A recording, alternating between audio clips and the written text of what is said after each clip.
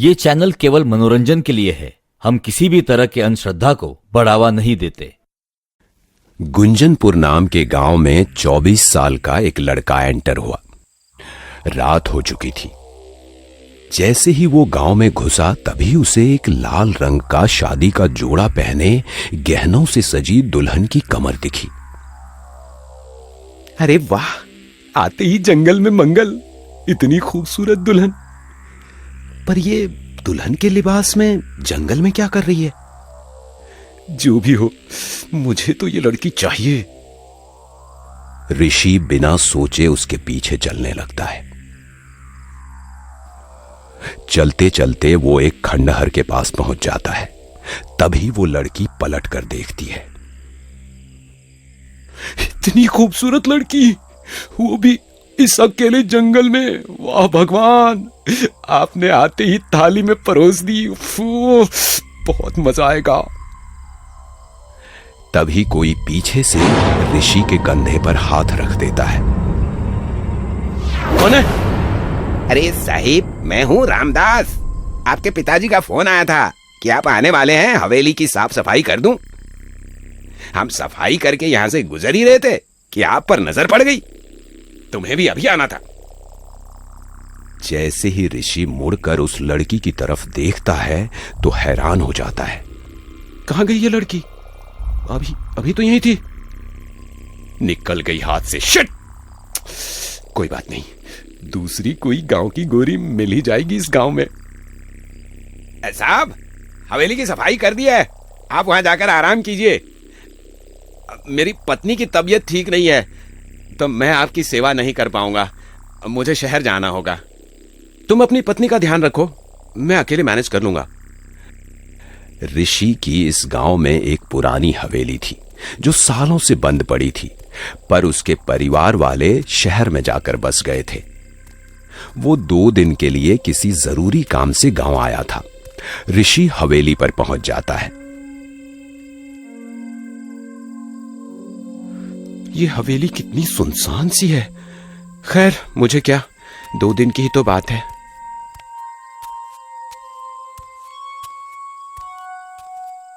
एक बज गया है, अभी सो जाता हूं। बहुत तेज नींद भी आ रही है।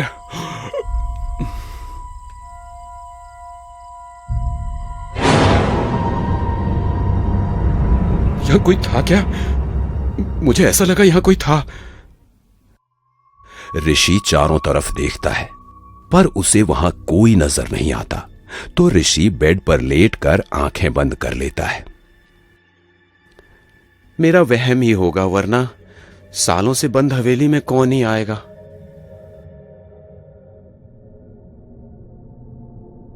तभी उसे कुछ घुंघरू की आवाज आती है और वो उठ बैठता है। और उसने वहां जो देखा, उसे देख वो सुन्न पड़ गया, क्योंकि वहां किसी के पैरों के निशान थे जो लाल रंग के खून के थे। ये पंजों के निशान, ये तो ऊपर की तरफ जा रहे हैं। यहाँ कुछ ना कुछ तो गड़बड़ है।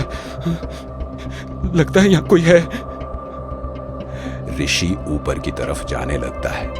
ऊपर पहुंचकर वो हैरान हो गया। ये कैसे मुमकिन है? यहाँ बीच रास्ते में पंजों के निशान कैसे गायब हो गए? ऋषि को अपने पीछे कुछ महसूस हुआ तो उसने मुड़कर देखा तो हैरान हो गया। ये कैसे हो सकता है? पंजों के निशान गायब कैसे हो गए? मैंने अपनी आंखों से देखे थे। ऋषि थोड़ा घबरा चुका था। वो जल्दी से नीचे आ गया। हो सकता है मेरा ही वहम हो। सो जाता हूं। थोड़ी ही देर में ऋषि गहरी नींद में सो जाता है। तभी वो लाल लहंगे वाली दुल्हन वहां आकर खड़ी हो जाती है और ऋषि को देखने लगती है।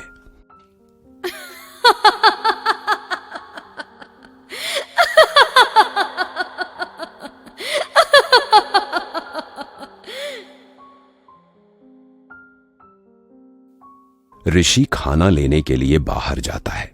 तभी उसने देखा मोहल्ले के कुछ लोग वहां इकट्ठा थे, जिनमें से कुछ ऋषि को जानते थे।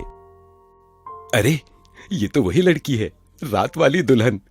वाह, क्या किस्मत है मेरी। आज रात तो मैं इसी के साथ बिताऊंगा। मुझे उससे बात करनी होगी। अरे बेटा ऋषि, तुम कब गांव आए?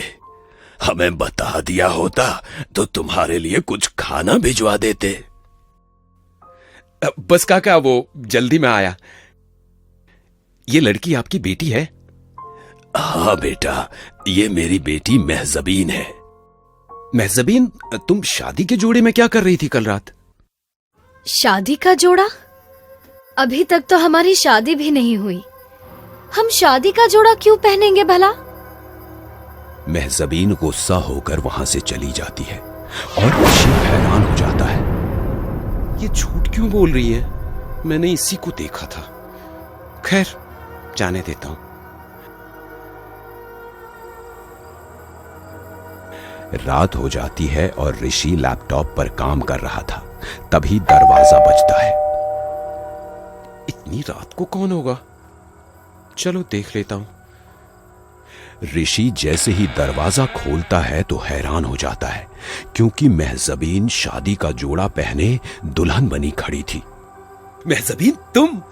अरे आओ ना अंदर। इतने प्यार से बुलाओगे तो कैसे मना करूंगी?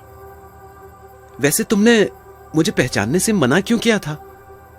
पिताजी के सामने कैसे बताती कि मैं तुम्हें पसंद करती हूँ, तुम्हारे करीब आना चाहती हूँ। अरे वाह, ये तो मुझसे भी ज्यादा बेसब्र है मेरे नजदीक आने को। अब तू भी देर मत कर।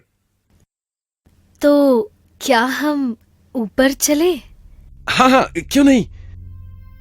महजबीन ऋषि को एक कमरे में ले जाती है और दरवाजा खुद ब खुद बंद हो जाता है। मेरे करीब आओ मुसाफिर। मैं दुल्हन की तरह आज सिर्फ तुम्हारे लिए सजी हूँ। ऋषि उसके नजदीक जाकर उसे छूता है और आंखें बंद कर लेता है।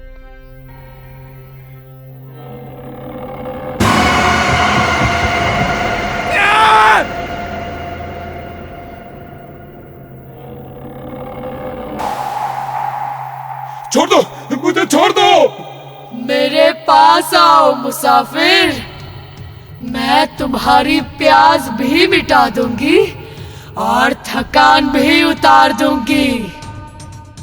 नहीं नहीं, मेरे पास बताना।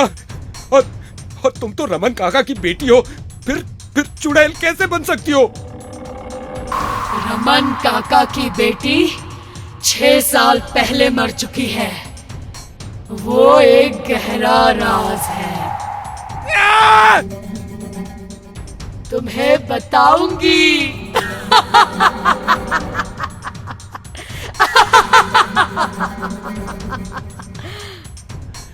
महजबीन ऋषि के पास पहुंच जाती है और उसे खुद में जकड़ लेती है। तभी कुछ ऐसा हुआ जिससे ऋषि की चीख उस हवेली में गूंज गई।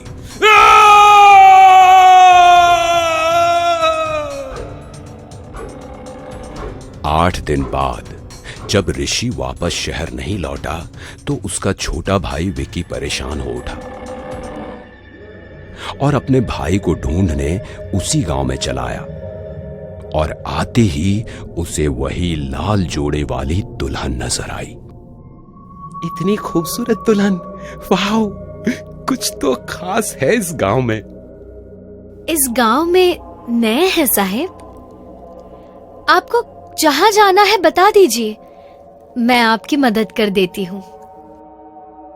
जी जी, क्यों नहीं, मुझे हवेली तक जाना है। महजबीन आगे आगे चलने लगती है और विकी उसके पीछे पीछे। कौन है ये महजबीन? क्यों अजनबी लोगों के साथ रातें बिताती थी?